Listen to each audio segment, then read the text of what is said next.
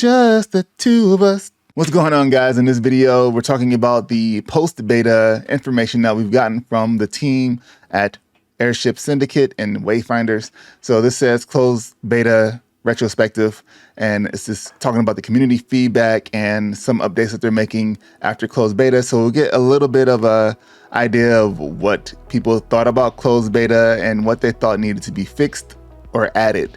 And we're going to go ahead and jump into this. Now, there is a full longer video where Sir Snarf goes into more detail about a lot of the sections, and I'll have a link to that in the description and down below if you guys want to check that out. And I also have a link to the Discord and this blog post for Wayfinder if you guys want to go and check that out. A lot of cool information happens in there. Community is really fun. So if you just want to have a good time and laugh with some people about some stuff that involves gaming, that's the spot for you. All right, so here we go. The recent global closed beta brought in the largest number of players we've seen yet.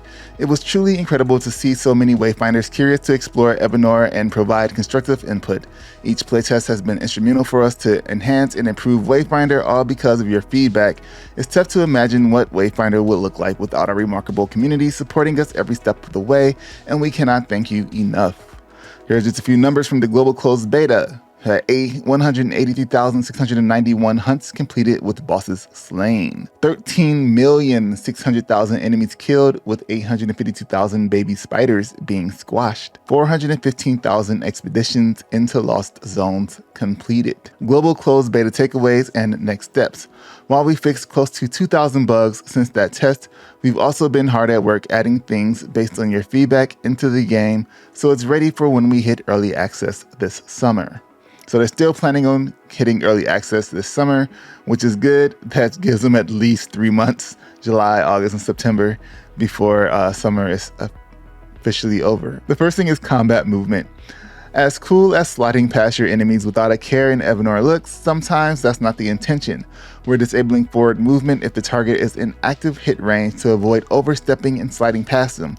This will prevent players from directly intersecting with enemies less often, with the added benefit of improved visibility. So I guess when you go to attack, you just kind of slide in front of them as it says, and you got to turn your camera around to kind of focus on the enemy again. And this is trying to prevent that from happening by making you stop more in front of your target when you're swinging, which it might not feel that smooth, I guess. We'll have to see when we play with it. If you'll, when you're attacking, you lose a lot of momentum now if you have to kind of like stop before going past the enemy. So we'll have to see what that looks like. Targeting. Stick to your intended target. We're fixing a targeting issue with all weapons that was most felt when using two-handed weapons. Sometimes in combat, players would slide attack but move past their intended targets and frequently switch targets. We're making changes that will allow players to stick to their desired target more consistently, as well as making lock-on camera improvements. Additionally, we're fixing a bug where dead enemies would remain a viable target unintentionally and could cause players to remain targeted on the dead enemy and keep sliding past their intended target. So yeah, targeting was something that was always talked about from some people in videos. It's good that they're going to work on this, make it a little bit more snappier, I guess, lock it on a little bit more. Defensive maneuvers. Previously, players could only parry, block, and dodge at specific frames during melee attacks, and understandably that didn't feel great when reacting to enemy attacks. We're improving the interrupt window significantly so players can parry, dodge, and block at any frame during melee combat to improve flexibility and responsiveness. We're also working on standardizing the attack warnings to make it easier to correctly time interrupts across all enemy types. So I guess you'll be able to, instead of waiting after, I guess, like a combo, it says at specific frames, maybe you'll be able to just do it like at any time, like stopping at mid-combo, attack, and block. Again, this is something we'll have to see. And I guess they're going to wait until early access. They're not making a mention of any new betas popping up here. Short and long-term progression. In Wayfinder, we want you to feel like you're always progressing and getting stronger in the world. One thing we heard loud and clear from players is they want the ability to pick and choose the order of their abilities to unlock, so we're making that change right away.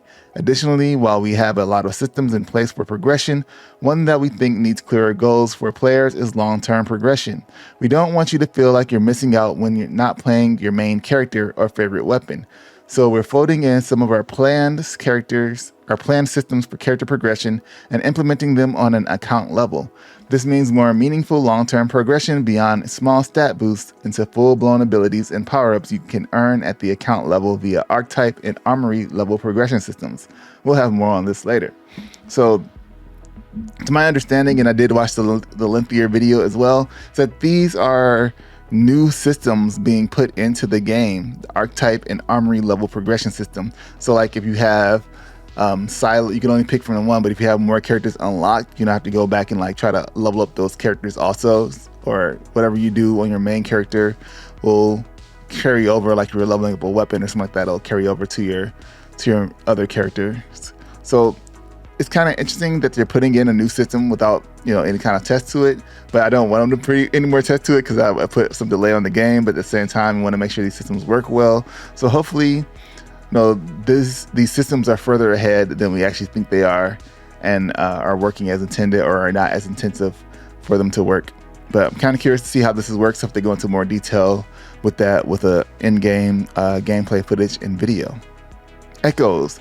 The echo system is something that we love about Wayfinder, and while feedback from players has been positive, it's clear that it can be confusing at times. We're going to be simplifying echoes by organizing them into clear categories such as attack, defense, etc.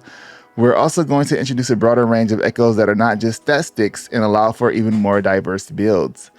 Kind of interesting. So maybe like some that gives you like special abilities, maybe like poison or fire or something like that. Augment your attacks. That'll be kind of interesting to see if they do that.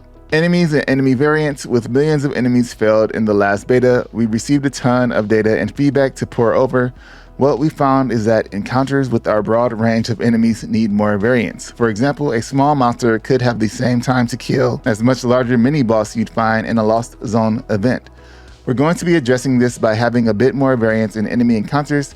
Players should expect to find weaker, swarming enemies alongside more powerful foes. This should improve the dynamics of gameplay and make for an even more engaging experience. So I think these guys have been playing a lot of Diablo, if you ask me, because that's kind of how that works. You know, you have a champion enemy surrounded by some little bitty enemies, and you wipe those out pretty good, but the champion enemy takes a little bit longer to kill, but you do get some good loot from it. So just to make it a little bit more fun, a little more challenging, I guess. Social systems. At its heart, Wayfinder is a social game. We heard a lot about the limitations to in-game chat, and we're implementing a series of quality of life improvements to our entire chat system. First and foremost, you'll be placed in your region's chat by default so you can better coordinate a Lost Zone expedition or just compliment someone on their die choice. Global chat will still be there, but won't be what everyone sees upon logging in. We also are enabling localized chats. This means that if the system detects your language as Brazilian Portuguese, you'll be in with other players who speak that language. You can also opt into a language if it's not selected by default. We've also improved our spam detection across the board, and yes, you'll be able to resize the chat window so you can see the memes easier. That's kind of cool. It's still keeping everybody playing together, whether they're speaking a different language or not. But if you just want to talk to people within your chat to team up, you can do that. So that's cool. Furthermore, we heard you loud and clear that sometimes you just want to play with your buddy. In early access, when queued as a duo, you'll have the option to fill your party by adding a third Wayfinder or proceed into the unknown with just the two of us. We can make it if we try, just you and I. Boop, boop. But yeah, that's probably one of the better things I think in here. Being able to queue in with just two people. If you just want to do a duo taking on the world, you can do that. I like that. Good stuff. In case you missed it, previous improvements, there's a link here where it says here. We were thrilled to take action and add a number of other highly requested features and improvements prior to the global closed beta. Typo! Some of these features include adding a spry new jump dash as well as a movement speed increase, a complete camera system overhaul, the addition of a material codex, performance optimizations, and more. For more details about these features, you can read about them here. Or you can check the last video. I have a card up in there, I think. One of the last videos I talked about all the updates in there as well. Wayfinder's future and what's to come. While Wayfinder has gone through many changes since you first set foot in Evanor, we continue to develop the game with a vision of a long-lasting online multiplayer action RPG that is free and fair for all. Feedback from players like you will continue to play a vital role in Wayfinder's evolution. Don't forget to wishlist Wayfinder to be the first to know when early access is available this summer. We'll have information coming soon on Founders Packs and everything you need to know to prepare, so stay tuned to this channel, subscribe, like the video. But what did you guys think of these changes here? I think it's pretty cool. I can't wait to hear some more information and get some more news about these Founders Packs and that other systems that they added in, the archetype systems and what was the other one? The armory system, archetype and armory system. So I'm interested in learning about that and what these sauna prices is going to look like. So stay tuned for that, and I'll see you guys in the next one. Peace. You and I.